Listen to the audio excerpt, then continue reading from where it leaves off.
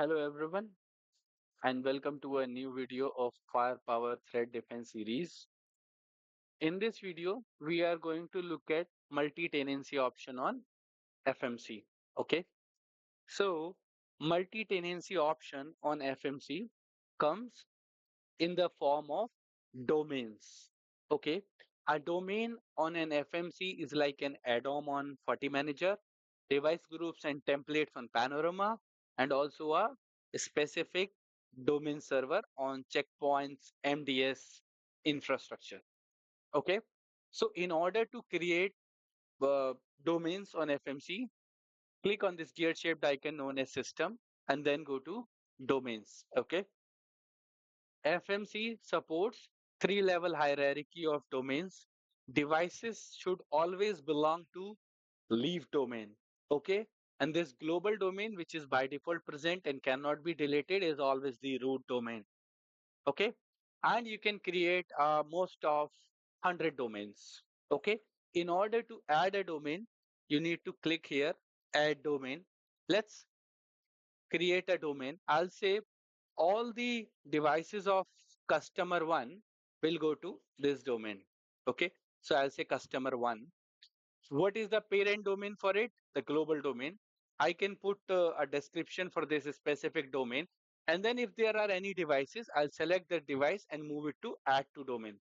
Other than that, under advanced, there is a section for the host limit. What is this host limit? Our FMC can track the traffic of up to 50,000 hosts because this is a virtual FMC. I can, specify how many hosts should be tracked by this specific domain out of 50,000. Okay. And if you specify a host limit of zero, that would mean if you have 10 domains, okay, and all of them have zero, then the 50,000 that's shared across all. I'm going to keep it zero and I'm going to hit save. Okay. Now I have created customer one domain. Let me create another domain, add domain. I'll create another domain for customer two as well. Okay. Just a typo, customer two. I'll just copy this and global is my parent domain. Advanced host limit is still zero. So I now have created two domains. So where this thing is really helpful is suppose you are a service provider or you have a very large infrastructure and or your company have multiple subsidiaries that require their own separation of the policies, events, etc. Then you can create multiple domains. But in if you want to use your FMC in this multi-tenancy way, then you should decide it very early in the deployment stage of FMC itself. Because if you have deployed it, you have already added some 10, 20 firewalls, and then if you will try to enable this multi-tenancy, then you might have further challenges moving the devices to the customers. Okay, so this is a word of caution. So now I have created a customer two domains, which is called customer one and customer two. Now let's create a leaf domain in these customers, okay? And devices should always belong to leaf domain. I'll say firewall. So under the customer one, all the firewalls will belong to this leaf domain. And all the customer two firewalls will belong to customer two's firewall leaf domain. Leaf is basically which does not have anything below it. Firewall, parent is customer two. Perfect. If you see, when I mentioned FMC supports three-level hierarchy of domains, you see now I don't have this option enabled to add a subdomain below the firewall domain I just created. Okay, this is what I meant when I said it supports three-level hierarchy. Okay, now we have created the domains, and you can after creating the domains, let me save the configuration. Once this configuration is saved, then I can create administrators, which will only have access to manage the firewalls for specific customers. They cannot go anywhere else. So if you see this option, for each parent domain, select a leaf domain, To inherit the network map and events, select none to archive parent domain events and delete the old network maps. I don't want to get these things inherited. I'll just select none. But if I really want a leaf domain to inherit, I can click here and I can select which domain will inherit the uh, network map and the events. I don't want any leaf domain to inherit. I'll just click save. Okay, now it is saving the domain configuration, and after saving the domain configuration, it will also initiate a task which will be related to the post domain configuration.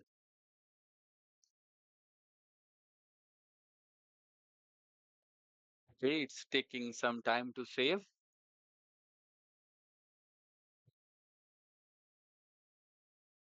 Okay, so our configuration has been saved, and I'll show you it has also initiated a task. Let me show you that. If I go under the tasks, see, post domain manager process, there is some post domain jobs which are required, which are being done. So let's wait for this job to finish. Right now, you see here, my username is written as admin. Later on, here will be more options, admin slash global, customer. The domains will be listed for me to select in which domain I want to go, if I want to do any domain specific configuration, or if I want to do configuration at global level, then I can choose the global from the list. I'll wait for this task to complete. Hey guys, so the post domain manager process has finished its job. Now let's go and create specific administrators for customer one's firewall domain and customer two's firewall domain. Okay, and you see here the tab has changed. Global, customer, firewall, customer to firewall. These will go away, I think, once I log out and log back in. The reason is I created those domains as I was working on, knowing this stuff, how this stuff is really. And that's when I created those domains. Then it might be showing up due to some error. But now you see they have now gone. Now we only have the domains that we created. Okay. Now the next job is to create a specific administrators for those domains. Okay. Just a good thing about this configuration, or maybe I would say an important thing about this is, you remember we did that SSO configuration. So SSO configuration is shared um, across the all the domains. So that's once done in the global domain and then shared across all domains. But you need to have appropriate role so that you can log into that domain and make the changes. So now let's do it. Now first thing I'll do, I'll go to customer one and then the firewall domain. I'll select that domain from the drop down and I will be taken there. Now you see I am under the customer one's firewall domain.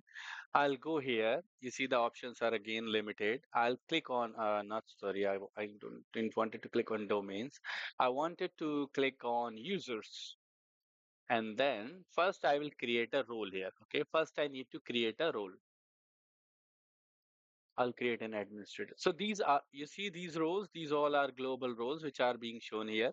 They are created in the global domain. I'll create a new role, create a user role. I'll say name, I'll say C1, and then I would say admin. Okay. And the person is an administrator. Basically, I'm gonna give him all the access he needs here. I'll just select all of it. One, then here. And this. Okay, yeah, all the accesses are present. Okay, now I would just save it. So I have created a role named as C1 admin with within the customer one firewall domain. You see now what it says, the domain is for the role is this. Now let's go to customer two's firewall domain and create another role. I am under the roles already. I'll say a role C2 admin, and I'll do here, I'll just grant him all the accesses. Uh, Policies done, devices done, object manager done. Integration done, deploy configuration system. Let me do all of this thing. REST VDI done. And yeah, I think everything has been selected now. Now that's it. Now I would hit save. So now we have created two roles. One role is specific to customer one admin and other role is specific to customer two admin. You can see we can only see these roles within specific domains. Now let's create the administrators. Admin creation will happen in the global domain. I'll show you. One second, okay? I'll go here, users, okay? And then I'll say create a user and I'll say C1 admin and then no real name password. I'll keep a password. Okay, the same password repeated. And then, yeah, see user role configuration. Now you see, now we have another option, add domain. I'll give it a domain specific role from, this is for customer one. I'll select customer one firewall and there is a role C1 admin. I'll assign him this role and I'll just save the configuration.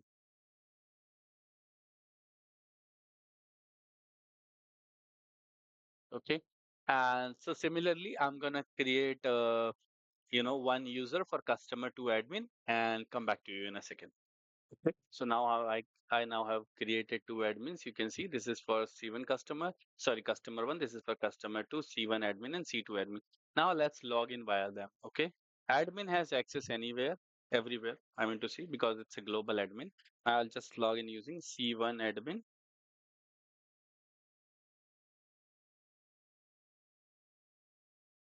I have logged in using C1 admin. I should only have access to customer one firewall. You see, global customer, customer one. Okay. And I can do pretty much everything based on my role. Now let's log in using C2 admin.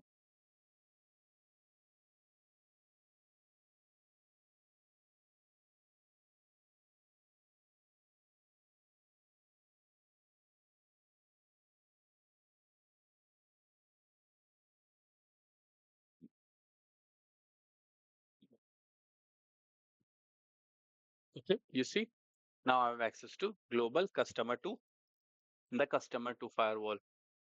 What my further plan is, I'm going to add this routed mode FTD to customer one firewall domain, and I'm going to add this transparent mode FTD to the customer two firewall domain.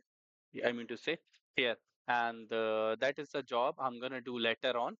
And but I have already shared how to add a FTD to FMG, and it's going to be the same process, but just the domain thing is going to be somewhat new, which we already did. You can see I have limited options in there. Okay, so thank you for your time. That's it for this video, and I'll see you in the next video.